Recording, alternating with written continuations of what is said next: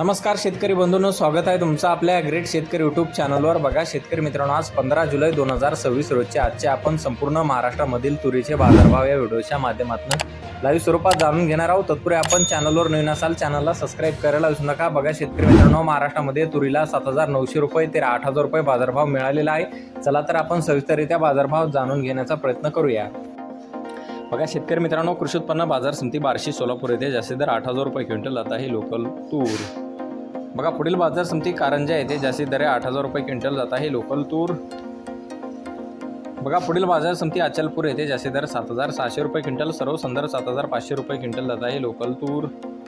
बघा पुढील बाजार समिती आहे मानोरा येथे जास्तीत दर आहे 7,830 रुपये क्विंटल, सर्व संदर्भ 7,474 रुपये क्विंटल जात आहे लोकल तूर।